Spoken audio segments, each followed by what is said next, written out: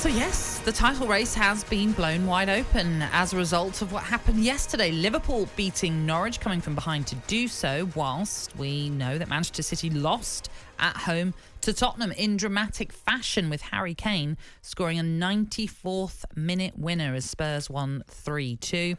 The result then leaves Liverpool just 6 points behind City with a game in hand, and let's not forget they still have to play each other as well. It's funny, Cash, you go back a few weeks ago. In fact, the title race has changed direction a few times. You go back to the start of December, Chelsea were leading. It was all looking quite good for Chelsea. Then they fell away and Manchester City took over. And as you pointed out earlier on, at one stage they were 12 points clear at the top. It was looking really rosy for them. And now Liverpool have kept going. They haven't stopped. They haven't given up. And no team's ever going to give up, obviously, because they want to win as many games as they can. Jurgen Klopp's always sort of deflected any questions of a title race. But there he is now talking about, well, we don't give up. We're always wanting to win. We're always trying to keep ourselves in the mix. And now they are in the mix. With that lead for Manchester City now being cut down to 6, is it possible that Liverpool now could actually go on to win it? Well, the fact that they got to go to the Etihad and play City, of course. And they've got a golden opportunity that's come out of a game that we would have all felt, and no reason to give Tottenham, after the run they'd been on, any chance of getting anything at the Etihad, and they did. They got 3 points. Now, in April, Liverpool have to go to their Etihad and take on a very good City team. They can get level. Now, the goal difference is only 2, so there's no massive advantage there, or goal difference seems important at the moment, because it doesn't. At the moment, it's down to just points. Now, if you look at the fixtures to come, City are Everton away, Man United at home and Palace away. They're their next 3 games. Well, I could see them quite comfortably, but again, could they go to Everton and struggle? Could Everton, who seem really Jekyll and Hyde in their performance since, nearly all season, but mainly since Lampard, 2 great victories and two really poor away performances. And they haven't won since, I think, is it August now? Everton haven't hardly won. Well, they beat Leeds, didn't they? Yeah, when was that? Not so long ago. Oh, was it? I can't remember that one. That was their last victory at home, wasn't it? I was talking about away from home. Oh, away, absolutely. You're absolutely right. Yeah, they've got a terrible away record. They've only won once, I think, away. So Everton are obviously a different proposition at Goodison, aren't they? Yes. Yes, right. And then Liverpool have got Leeds at home, West Ham at home and Brighton away. Now, you could see Liverpool picking up points again there. But it's all, we're predicting, which, like we saw yesterday, the outcome can be quite different. I'm delighted there's a race. I still think City are very firm favourites, because if they did beat Liverpool at the Etihad, then that obviously makes the gap far bigger. And the number of games are running out quite quickly now. We're going to see over the next few weeks, if Liverpool can hang on to City and go. If Liverpool can go into the scenario of being in a position that when they play City, they can go above them if they beat them, that's pressure, that's nerves. So that to me would be an exciting thing for Liverpool fans to think about, is that if we need to go there and win, our team are capable of doing that. Can we do it? And if we did and we leapfrog them, what will be the reaction from City? What about that performance from City yesterday then? Was it a bad performance, or was it that Spurs were simply too good for them yesterday? Well, I would say that Diaz has been fabulous for City since he's joined the club. Had one of his poorest games. Got caught for the first goal. Found it very difficult because Kane dropped off him. Him and Laporte didn't do particularly well. Kyle Walker was okay. Some poor performances. Didn't quite get why he took off Sterling. Didn't quite get that. With someone who's been in such tremendous form, hat-trick and then a great goal in midweek in Lisbon. I didn't quite get that. Who can always provide a threat. His pace is an absolute danger. Even if Raheem's not having the greatest game, his pace is always an issue for a football team to play against. And he skipped past Emerson Royale a few times. I was a bit... Foden wasn't quite what he can be.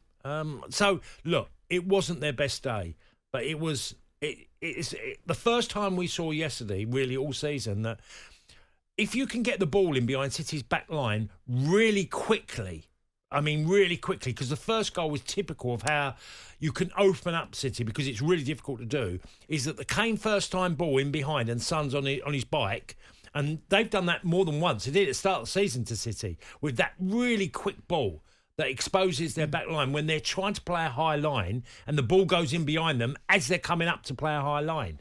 That was really interesting to see City get caught a few times like that yesterday. But so it feels different today than it did yesterday, doesn't it? By certainly, that result. when we were building up to the game, as I said before, I don't think anyone anticipated that City would lose this game, and to lose in the way that they did after what was a superb performance from Harry Kane as well. We'll talk more about Spurs' performance a little bit later, and as talkSPORT's very own Paul Coyte will join us to look back on that, Spurs fan that he is. Just a quick word on Liverpool then, and the fact that they have consistently just carried on going about their business. As I mentioned, Jurgen Klopp for a while has sort of dismissed talk and didn't really want to get into talk about the title race, but they've just not gone away. They've continued to do the job that they've expected to do, and now they find themselves in such a great position. Well, here's one. He's never been renowned for being a tactician, has he? Jurgen Klopp. He has his style of play. I mean, as a tactician by substitutions. This week, he's had the best week of his career at Anfield as making his substitutions, because he did it into Milan, made a number of changes, all paid off immediately. It happened exactly the same thing again yesterday. He made his changes, all made a big impact, and changed the outcome of the game. And Jurgen Klopp is never, very rarely, praised for his substitutions. To make such an impact. Diaz was terrific yesterday. Yeah. Mo just does what Mo does. And again, they've had no Jota, Firmino not being available. It was just, Diaz looks like I said, he's settled like snow. He really has so quickly. And that is a great thing. Watching, Matip come in after Koyte had a great game in midweek. He changed the fullbacks around. They came back from being 1-0 down, although dominating the game. And fair play to Norwich. They offered problems to Liverpool. But Liverpool are a very dangerous team. The one thing Liverpool and City have got in common, that it doesn't matter where you play the game. They play away. They play the same way. They are coming after you. Whether it's at the San Siro, whether it's at the Etihad, Liverpool will go to the Etihad and try and win the game. And City are exactly the same. They do the same thing. So it's a great encounter to look forward to. Hopefully, they'll be still close enough to that game as a massive importance. For it to truly matter. Being selfish, on this. What Jurgen Klopp will be most delighted about as well is the fact that his three forwards all got on the score sheet. Mane was the acrobatic effort to get things level against Norwich was spectacular. You mentioned Luis Diaz as well with that third goal. Mo Salah's the second goal for Liverpool that took them ahead then in the game. That is his 17th league goal of the campaign, but his 150th in all competitions for Liverpool, which makes him one of only 10 men to reach that figure for the club. There's still talk about his contract. We don't know what's happening with that right now. But he's always ever reliable, isn't he? Mo Salah has always been consistent season upon season. At what point do they have to sit down and get this deal done to make sure that Liverpool don't lose the calibre of Mo Salah? Well, I'm a great believer that a player has to want to stay at Liverpool and be part of whatever success they're trying to achieve. And it's not really about finance. It's not that, because whatever deal he signs or whatever he does, he's going to get a load of money. I think it's about, for Mo, being Ballon d'Or winner, maybe more than once, because he's got a great opportunity of winning it this year.